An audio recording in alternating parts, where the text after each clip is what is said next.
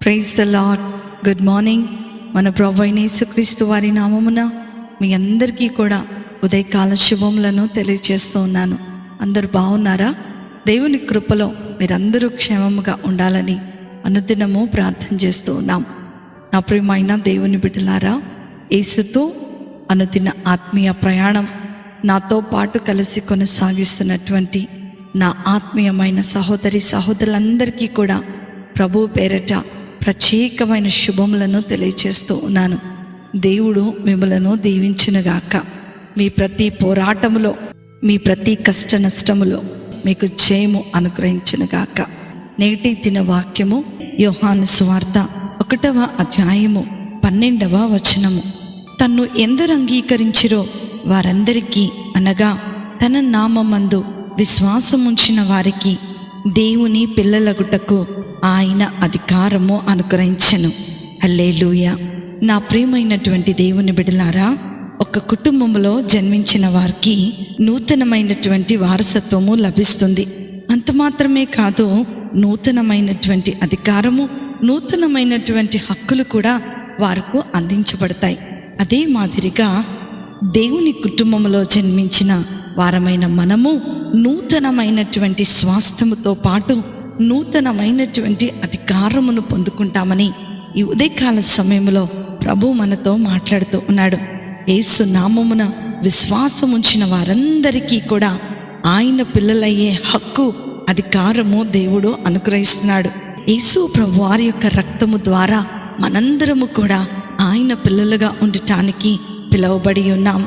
దేవుని చేతి పనుల మీద మనకు అధికారము అనుగ్రహించబడింది.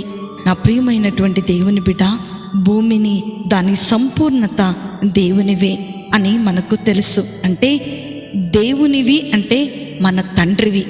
ఈ లోకములో మన తండ్రివి అయినప్పుడు ఆయన బిడ్డలమైన మనము ఇవన్నీ కూడా స్వతంత్రించుకుంటామని దేవుని యొక్క వాక్యము సెలవిస్తూ ఉంది. నా ప్రియమైన సహోదరి సహోదరుడా, మనము స్వతంత్రించుకుంటామని నీవు నమ్ముతున్నావా? నీవు నమ్మినట్లయితే ఈ అధికారమును దేవుడు నీకు పరలోకములో నుండి అనుగ్రహిస్తున్నాడని ఈరోజు దేవుడు మాట్లాడుతూ ఉన్నాడు. ఈ సత్యాన్ని మనలో చాలామంది క్రైస్తవులకు తెలియకుండా సాతాను ఏం చేస్తూ ఉంటుందంటే మరుగుపరిచేస్తూ ఉంటుంది. క్రీస్తు ప్రభుల వారు మన కొరకు ఎందుకు భూమి మీదకు రావాల్సింది, ఆయన ఏం చేశాడు అనేటువంటి సంగతిని సంపూర్ణముగా మనము గ్రహించలేకోకుండా సాతాను మనకు అంధత్వము కలగచేస్తూ ఉంటుంది. నా ప్రియమైనటువంటి దేవుని బిడ్డలారా, ఈ ఉదయకాల సమయంలో దేవుడు నీతో నాతో ఒక మాట చెప్పాలని ఆశపడుతూ ఉన్నాడు. నువ్వెప్పుడైతే విశ్వాసం ఉంచి నన్ను నీ తండ్రిగా అంగీకరించావో ఆ రోజే ఈ లోకం అంతటి మీద నీకు అధికారం ఇవ్వబడింది అని దేవుడు మాట్లాడుతూ ఉన్నాడు.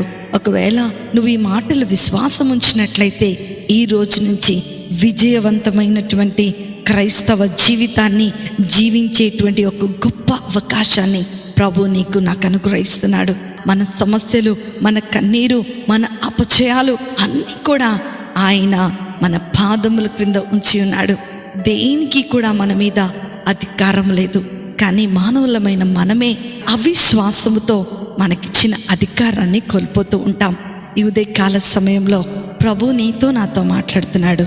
నేను నీకు అధికారమును ఇచ్చాను. ఈ లోకంలో ఉన్న సమస్తాన్ని నీవు జయించగలిగిన శక్తిని నేను మీకు ఇచ్చాను. అందుకని దేవుడేమంటాడంటే, నేను జయించిన ప్రకారము మీరును జయించండి అని దేవుని యొక్క లేఖనాలు సెలవిస్తున్నాయి. ఇదే కాల సమయంలో దేవుని వైపు చూడు. అద్భుతమైనటువంటి మర్మాలను దేవుడు నీకు బోధించబోతున్నాడు. అట్టి కృప, ధన్యత, ఆశీర్వాదము వాక్యం వింటున్న దేవుని పిల్లలైన మీ అందరికీ కూడా అనుగ్రహించబడును గాక. ఆమేన్. ప్రార్థన చేసుకుందాం. మమ్మల్ని మిక్కిలిగా ప్రేమించిన మా ప్రియ పరలోకపు తండ్రి, మీ ఉన్నతమైన పాదములకు వందనాలు నాయనా.